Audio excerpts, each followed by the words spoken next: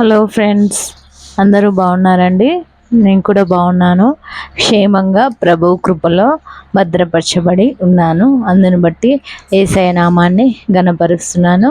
ఆయన నామానికే మహిమ ఘనత ప్రభావములు చెల్లునుగాకండి. ఈరోజు సాటర్డే వీకెండ్. దూర ప్రయాణాలు చేసేవారికి అందరికి కూడా జాగ్రత్త అండి.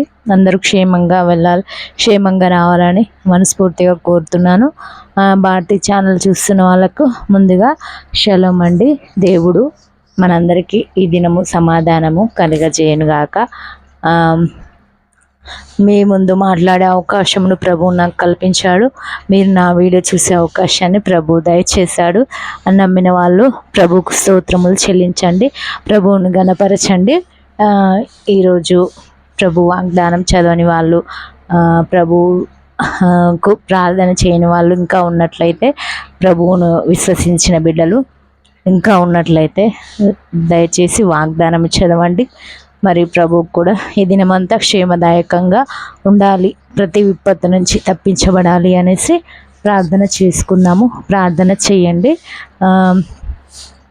ప్రభువును ప్రార్థించడము, ప్రభు వాగ్దానం చదవడము అది శ్రేయస్కరము కాబట్టి గుర్తు చేయడము జరుగుతుంది. భారతి ఛానల్ డైలీ చూస్తున్న వాళ్ళకు చాలా కృతజ్ఞతలు.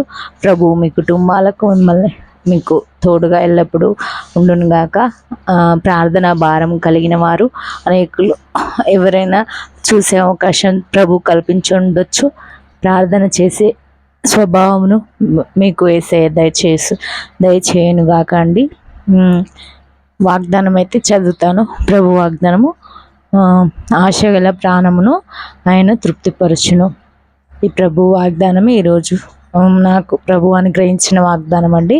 మళ్ళీ చదివి వినిపిస్తున్నాను. ఆశగల ప్రాణమును ఆయన తృప్తిపరచును.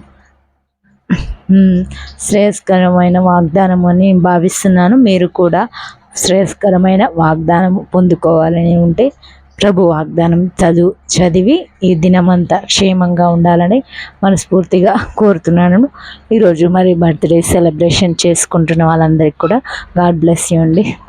యానివర్సరీస్ చేసుకుంటున్న వాళ్ళు మరియు కొత్త పనులు స్టార్ట్ చేసే వాళ్ళు అందరికి కూడా గాడ్ బ్లెస్ యూ అండి. మొన్నటి దినము వీడియో చేయలేకపోయాను నాకున్న అనారోగ్యం వల్ల. కానీ ఈరోజు ప్రభు తన కృపలో వీడియో చేసే అవకాశాన్ని, మీతో మాట్లాడే అవకాశాన్ని యేసయ్య నాకు కల్పించాడు. కాబట్టి దేవునికి మహిమ కలుగును గాక, యేసయ్యకు ఘనత కలుగును గాక అండి.